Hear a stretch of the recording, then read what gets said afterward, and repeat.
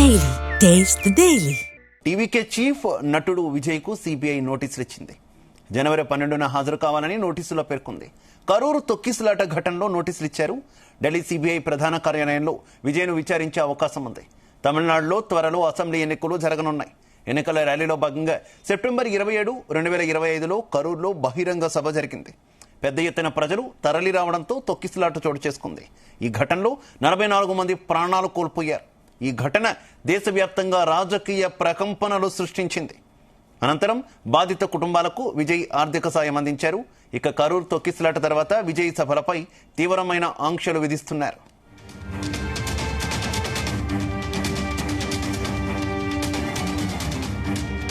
ఇదే విషయానికి సంబంధించి మరింత సమాచారం మా కరెస్పాండెంట్ నరేష్ అందిస్తారు.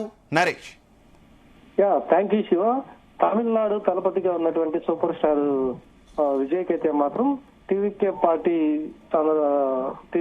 అధ్యక్షుడిగా ఉన్న విజయ్ కి సిబిఐ అయితే మాత్రం ఒక షాకింగ్ నోటీసులు కూడా ఇష్యూ చేసింది.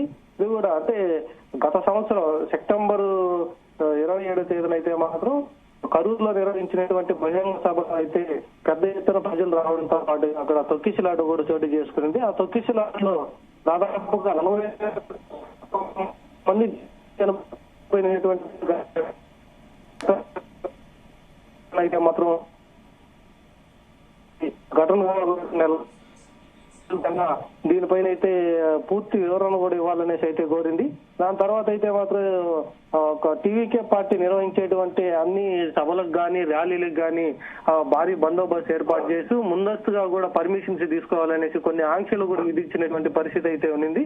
కాకపోతే ఈ రోజు తాజాగా అయితే మాత్రం సిబిఐ నుంచి విజయ్ కి అయితే ఒక నోటీసులు కూడా జారీ చేసింది. ఈ నెల అంటే జనవరి 12వ తేదీన అయితే మాత్రం ఢిల్లీ హెడ్ క్వార్టర్స్ లో ఉన్నటువంటి సిబిఐ కార్యాలయానికైతే తను విచారణకైతే రావాలనేసి అయితే ఆ ఒక్క నోటీసులో కూడా మెన్షన్ చేసినటువంటి పరిస్థితి ఏర్పడింది. గతంలో చూసుకుంటే మాత్రం ఒక టీవీకే పార్టీకి సంబంధించి అయితే అసెంబ్లీ ఎలక్షన్స్ రానున్న నేపథ్యంలో ఒక సంవత్సరం ముందు నుంచి కూడా ప్రీ ప్లానెడ్ గా కూడా ప్రజల్లోకి వెళ్లి తన పార్టీని అంతా ప్రజలకి అంతా మమేకం చేసే విధంగా సభలు నిర్వహించడం, ప్రజల్లోకి తిరగడం అనేది అయితే మాత్రం విజయ్ అయితే ఒక రాజకీయాల్లో ఒక కొత్త ఎంట్రీ కూడా ఇచ్చినటువంటి పరిస్థితి.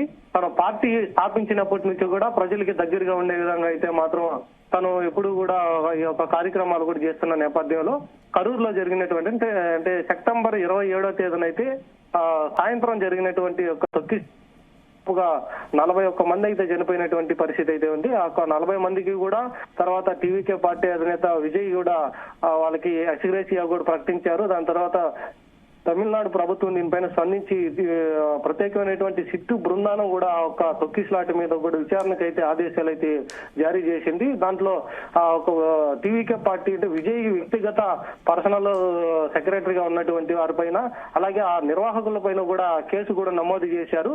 ఈ యొక్క తరుణంలో అది ఈ రోజుకైతే మాత్రం తాజాగా అయితే సిబిఐ నుంచి నోటీసులు రావడం, టీవీకే చీఫ్ విజయ్ కి ఢిల్లీకి సిబిఐ ఆఫీస్ కి వచ్చి విచారణలో కూడా హాజరు కావాలనేసి అయితే మాత్రం ఈ రోజు తాజాగా నోటీసులు అయితే జారీ చేసింది. దీంతో తమిళనాడు అంతా కూడా రాజకీయ పరంగా ఇదొక ప్రకంపనలు లేపేటువంటి పరిస్థితి కూడా ఏర్పడుతుంది. ఎందుకంటే ఈ సంవత్సరంలోనే అసెంబ్లీ ఎలక్షన్స్ కూడా ఇప్పటికే ఎప్పుడైతే తొక్కిసలాట ఘటన జరిగిందో అప్పటి నుంచి కూడా కొంత ఇబ్బందులు పడడం అనేది టీవీకే పార్టీ చూస్తున్నాం. ముఖ్యంగా విజయ్ కూడా ప్రజల్లోకి అంత ఇదిగా బయటకు రాలనేటువంటి సిచ్యువేషన్ పార్టీకి అది కొంత ఇబ్బందికరంగా మారింది కదా. ఇప్పుడు సిబిఐ ఎంట్రీ ఇవ్వడం, మళ్ళీ సిబిఐ ఎంక్వైరీలో మీరు చెప్తున్నట్టు త్వరలోనే ఎన్నికలు రాబోతున్నాయి. ఏంటి ఏ రకంగా చూడొచ్చు ఈ అంశాన్ని?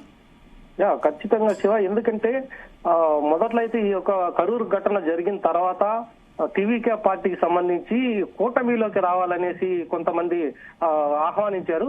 ఆ కూటమికి సంబంధించినటువంటి నాయకులు కూడా విజయ్ తో సంప్రదింపులు చేసి కూటమిలోకి వచ్చితే తమిళనాడులో కూడా అధికారంలోకి వచ్చేటువంటి అవకాశాలు ఎక్కువగా ఉంటాయి. ఎందుకంటే విజయ్ కి సంబంధించి అభిమానులు ఎక్కువగా ఉంటారు, కానీ ఆ ఒక ఓటు శాతం అనేది ఎలా తీసుకురావాలన్న దానిపైన అయితే మాత్రం ఈ కూటమిలోకి వస్తే బాగుంటుందనేసి అయితే వాళ్ళు ఆహ్వానించారు. అయినప్పటికీ తను ఒంటరిగా కూడా పోటీ చేస్తామనేసి అయితే కూడా చెప్పిన తర్వాత మళ్ళీ ఇప్పుడు ఈ మధ్య కాలంలో కూడా ఇండియన్ కాంగ్రెస్ కూటమిలో కూడా వస్తున్నట్టుగా కొన్ని వినికిడి కూడా వినిపించినటువంటి పరిస్థితి. దీంట్లో ఒకవైపు స్థానికంగా ఉన్నటువంటి రాజకీయ పార్టీలు, మరోవైపు ఒక కూటమిలకు సంబంధించినటువంటి వారిలంతా కూడా దీనిపైన ఎక్కువగా ప్రలోభాలు పెడుతూ తనంతా కూడా ఆ యొక్క కార్యక్రమాలంతా కూడా తను చేపట్టేటువంటి వాటికి పర్మిషన్స్ ఇవ్వకపోవడం, తనని ఎక్కువగా కూడా బాధకు గురి చేసేటువంటి పరిస్థితులు ఏర్పడతా ఉన్నాయి. దానికి ఒత్తిడి ఎక్కువగా ఉన్న నేపథ్యంలోనే తను ఏదో ఒక కూటమిలోకి వస్తే ఈ యొక్క కరూరు తొక్కిసలాట ఘటన కూడా ఆ ఘటన నుంచి కూడా వెలికితీసేటువంటి పరిస్థితి తగ్గిపోతుందనేసి అయితే మాత్రం రాజకీయ విశ్లేషకులు ఆరోపణలు అయితే చేస్తున్నటువంటి పరిస్థితి. దీని ద్వారానే కాకపోతే విజయ్ అయితే మాత్రం ప్రజలకు దగ్గరగా ఉండి తను ఒంటరిగా పోటీ చేయాలనేసి మాత్రమే నిర్ణయించుకున్నారు. దీంతో పాటుగా ఇప్పుడు సడన్ గా సిబిఐ ఎంక్వైరీలు, ఆ ఒక ఘటనకు సంబంధించినటువంటి నిర్వాహకులు వీళ్ళంతా ఇదంతా చూస్తుంటే రానున్నటువంటి ఎలక్షన్స్ కి సంబంధించి కూడా దీన్ని ఎలా చూడాలి, ఒకవేళ రానున్నటువంటి అసెంబ్లీ ఎలక్షన్స్ లో టీవీకే పార్టీ నిలబడుతుందా, ఒకవేళ దానికి అమిత్ షా తమిళనాడు పర్యటన తర్వాత టీవీకే కొంత బీజేపీతో కూటమిలో చేరచనేటటువంటి వార్తలు వచ్చాయి. కానీ రియాలిటీలో ఎక్కడ కూడా ఆ తరహా వాతావరణం కనిపించలేదు. ఏంటి అమిత్ షా పర్యటన తర్వాత ఈ నోటీసులు రావడాన్ని ఏమైనా రాజకీయ కోణంలో ఏమైనా చూడొచ్చా? ఖచ్చితంగా శివ, మీరు అన్నట్టు ఈ మధ్య కాలంలోనే అమిత్ షా కూడా తమిళనాడులో పర్యటించారు. దాంట్లో తమిళనాడులో ఈ యొక్క అసెంబ్లీ ఎలక్షన్స్ లో కూటమిని అధికారంలోకి తీసుకురావడానికి చాలా చర్యలు కూడా ప్రారంభించారు. దీనిలో భాగంగానే టీవీకే పార్టీని కూటమిలోకి ఆహ్వానించుకుంటే వాళ్ళకు కూడా కొద్దిగా సపోర్టెడ్ గా ఉంటుంది, కూటమిని అధికారంలో తీసుకురావడానికి ఈజీగా ఉంటుందని చెప్పారు. దాంతో ఈ అంటే ఒక 2 రోజుల క్రితం కూడా టీవీకే పార్టీకి సంబంధించినటువంటి జనరల్ సెక్రటరీ ఇండియా కూటమి పార్టీలోకి పోయేటువంటి అవకాశాలు ఎక్కువగా కనిపిస్తా ఉంది. వాళ్ళు ఆహ్వానిస్తే మేము ఇండియా కూటమిలోకి వెళ్తామనేసి అయితే మాత్రం ఇండైరెక్ట్ గా కూడా ఒక స్పీచ్ అయితే ఒక బహిరంగ సభలో కూడా వ్యాఖ్యానించారు. దీని ద్వారా అమిత్ షా పర్యటన తర్వాత general secretary TVK party general secretary చేసినటువంటి యొక్క వ్యాఖ్యలు ఈ రెండింటిని కూడా తీసుకున్న తర్వాతనే ఇప్పుడు సిబిఐ అయితే మాత్రం ఎంట్రీ ఇచ్చింది. దీనంతా కూడా ఒకవైపు రాజకీయంగా కూడా టీవీకే పార్టీని అసెంబ్లీ ఎలక్షన్స్ కి దూరం చేసే విధంగానే ఇది ఒక ప్లాన్ గా అనేసి అయితే రాజకీయ విశ్లేషకులు అయితే మాత్రం చెప్తున్నారు.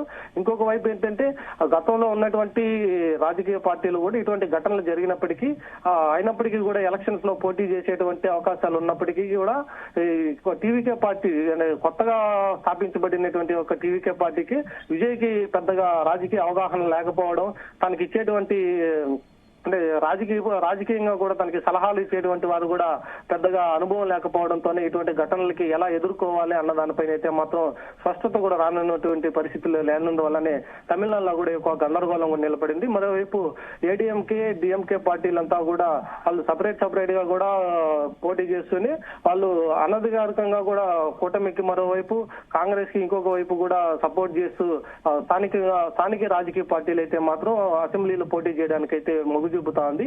ఈ యొక్క తరుణంలోనే ఎక్కువగా ఫ్యాన్స్ ఫాలోయింగ్ ఉన్నటువంటి విజయ్ టీవీకే పార్టీని ఇండియా కూటమి కావచ్చు, అలాగే ఎన్డీఏ కూటమి కావచ్చు, వీరంతా కూడా విజయ్ అయితే మాత్రం వాళ్ళ వైపు తిప్పుకోవాలన్న దానిపైనే ఎక్కువగా కూడా వాళ్ళ ఇంకో చర్చలు కూడా సాగించినట్టుగా తెలుస్తాను. దీంట్లో వాళ్ళు ఏ కూటమికి సపోర్ట్ చేయకపోవడం, తన ఒంటరిగా నుంచి పోటీ చేయడం అనేది అయితే మాత్రం స్పష్టంగా చెప్పారు.